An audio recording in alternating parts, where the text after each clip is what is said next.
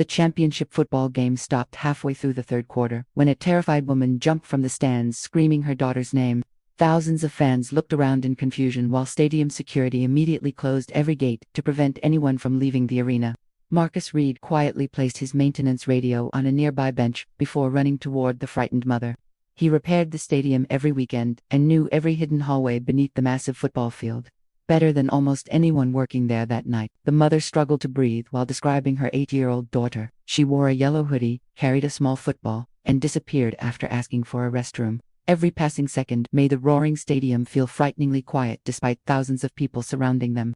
Security officers quickly separated into search teams while loudspeaker announcements asked fans to remain inside the stadium. Concession stands, restrooms, stairways, elevators, and family sections were checked first. Still, nobody found the missing little girl anywhere inside the enormous building. Marcus calmly asked which restroom the little girl planned to visit before disappearing. The mother pointed toward the west concourse. Marcus immediately remembered repairing a faulty emergency hallway door only 2 hours before kickoff beside that exact location. Before Marcus could explain what he remembered, a fan wearing the home team's jersey suddenly pointed directly toward him. His loud voice echoed across the concourse. "I saw that black maintenance guy talking to the little girl earlier tonight." The crowded hallway instantly became silent. Several security officers turned away from the search and walked directly toward Marcus.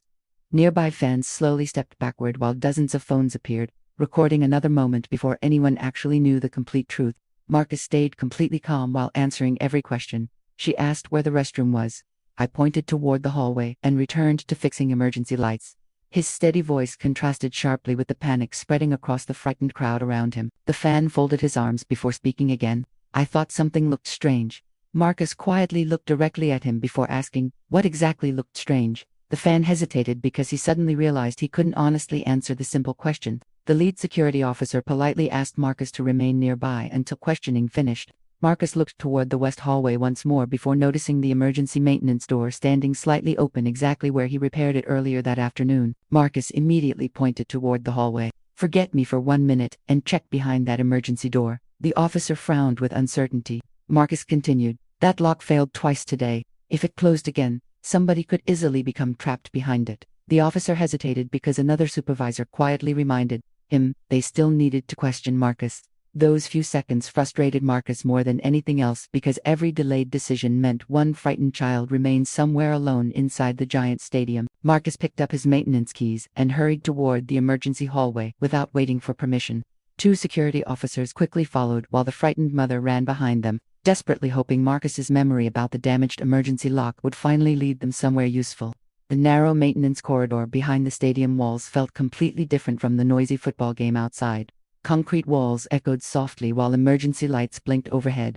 Every distant cheer from the crowd sounded strangely quiet beneath the enormous concrete structure. Marcus stopped beside the heavy steel emergency door before placing one hand against the cold metal. He closed his eyes for several seconds, listening carefully. At first he heard nothing except humming ventilation fans hidden behind the walls throughout the maintenance corridor. Then, almost too quietly to notice, a frightened little voice whispered for help from somewhere behind the locked emergency room. Marcus immediately reached for the emergency release panel before looking toward the officers standing silently behind him with growing concern. Marcus immediately pulled the emergency release handle downward with both hands. The heavy steel lock clicked once before refusing to move any farther. He quickly grabbed a large maintenance wrench from his toolbox and forced the mechanism another few inches until the door finally loosened. The steel door slowly opened, while rusty hinges echoed through the silent corridor. Cold air rushed from the dark maintenance room as everyone stared into the darkness. Then Marcus heard quiet crying again, much closer than before, coming from behind stacked electrical cabinets. Marcus switched on his flashlight and carefully walked inside the narrow room. Thick cables covered every wall, while emergency batteries blinked with small red lights. The frightened little girl sat behind several storage boxes, hugging her small football while tears covered her face. The moment she recognized Marcus, her expression completely changed. She stood up as fast as she could and ran straight toward him, wrapping both arms around his waist. She cried, "You really came back. I thought nobody could hear me anymore." Marcus gently placed one hand on her shoulder and smiled warmly. "I told you, stadium workers always help people who get lost." The little girl nodded through tears while holding his hand tightly as they slowly walked back toward the maintenance hallway together. The child's mother saw her daughter first. She screamed with relief before running across the hallway and dropping onto her knees. Mother and daughter hugged each other without speaking while dozens of security officers quietly stepped backward, giving the emotional family space to breathe again. Several football fans watching nearby immediately started clapping after seeing the reunion. More people joined until the entire concourse filled with applause. Marcus quietly stood beside the maintenance door, holding his flashlight while trying to disappear into the background without attracting attention. The little girl suddenly looked toward Marcus before pointing directly at him. "He's the one who found me." The applause slowly stopped because everyone immediately remembered who they quietly suspected only a few minutes earlier without knowing any real facts. Her mother slowly turned toward Marcus with tears still running down her face. She walked toward him before speaking softly. "I believed the first thing someone said about you." Marcus nodded kindly, because he already understood exactly what fear sometimes did to people. The lead security officer immediately requested surveillance footage from every nearby camera.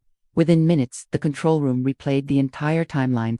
Every monitor clearly showed Marcus answering the little girl's restroom question before calmly returning to repair emergency lighting along the concourse. Another camera revealed something nobody expected. The curious little girl noticed the slightly open emergency maintenance door while searching for the restroom. She gently pushed it open, stepped inside, and moments later the damaged electronic lock automatically sealed the heavy door behind her. The football fan who pointed toward Marcus watched the footage without speaking.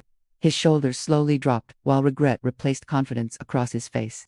Everyone inside the control room understood the accusation had never come from evidence. It came entirely from assumption. The stadium manager quietly opened Marcus's maintenance report submitted before kickoff. Across the screen appeared a clear warning about the faulty emergency lock beside the West Concourse.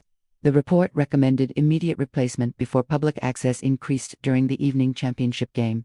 Below Marcus's warning appeared another sentence that immediately filled the room with silence. "Repair postponed until tomorrow morning because shutting the hallway during the game would inconvenience visitors." Nobody needed to explain how costly that simple decision almost became. The manager slowly looked toward Marcus before quietly admitting, "You warned us." Marcus nodded once. "I did." The manager lowered his head. "We ignored the repair because we thought waiting one more day wouldn't matter." Nobody inside the room argued with him. The lead security officer approached Marcus carrying his cap beneath one arm. "Mr. Reed, I owe you an apology." Marcus answered calmly, "I'm glad she's safe." The officer continued, "No, that's not enough. We stopped searching because someone pointed at you." Marcus looked around the crowded control room before quietly replying, "Fear always wants an easy answer. Children deserve better than easy answers." Those simple words settled heavily across the room because everyone understood how accurately Marcus described everything that had happened. The little girl walked into the control room holding her mother's hand before smiling brightly at Marcus. From her jacket pocket, she removed a tiny foam football purchased earlier inside the stadium gift shop. She carefully placed it into Marcus's hands without saying anything. Marcus looked down at the small football before smiling. "Are you sure?" The little girl nodded proudly. "Heroes should keep trophies too." Several officers quietly smiled while others looked away, still thinking about how quickly they allowed suspicion to replace careful investigation. The frightened football fan finally stepped toward Marcus. His voice sounded much smaller than before. "I'm sorry." Marcus looked directly into his eyes before asking one gentle question. "Next time someone disappears, will you help search before deciding who looks suspicious?" The man slowly nodded. "I will." Marcus smiled politely before shaking his hand. No speech followed. No lecture came afterward. Sometimes one honest promise carried more weight than 100 carefully prepared apologies ever could. The following morning, Marcus reported for work before sunrise just as stadium crews prepared for another sold-out event. The West Concourse looked completely different now because the damaged emergency door had already been replaced with a brand new safety system tested several times before opening. The stadium manager gathered every employee for a short meeting before fans arrived. Holding Marcus's original maintenance report, he quietly admitted, "One ignored warning almost changed a family's life forever." Every employee listened carefully because nobody wanted that mistake repeated again. The little girl returned later that afternoon, wearing the same yellow hoodie. But this time she walked confidently beside her mother with a bright smile. The first person she searched for wasn't another attraction. It was Marcus standing beside the maintenance workshop. She ran toward him carrying a folded piece of paper decorated with colorful crayons. Marcus unfolded it carefully and found a drawing of a giant football stadium, a smiling little girl, and a maintenance worker holding her hand beneath bright stadium lights. Across the top of the drawing, written in uneven handwriting, were 7 simple words. "The man who never stopped looking for me." Marcus quietly smiled before carefully placing the picture inside his toolbox beside the small foam football she had already given him. Her mother stepped closer before speaking softly. "Yesterday my daughter asked why everyone believed a stranger before believing the man who actually helped her. She paused briefly. I couldn't answer because I was asking myself exactly the same question. Marcus nodded kindly before replying. Sometimes the hardest questions come from children because they haven't learned to hide behind excuses. The mother smiled sadly, knowing those simple words carried more truth than anything she could possibly say. Before leaving, the little girl hugged Marcus one last time.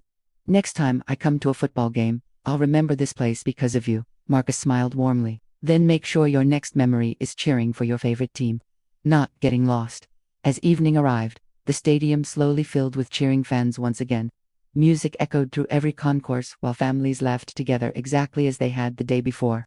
Life had returned to normal, but many people inside the stadium had quietly changed forever. Marcus stood beside the new emergency door for a moment before returning to work. He gently touched the tiny foam football inside his pocket and smiled to himself. It wasn't valuable, but it reminded him that one child's gratitude would always outweigh 100 strangers' assumptions.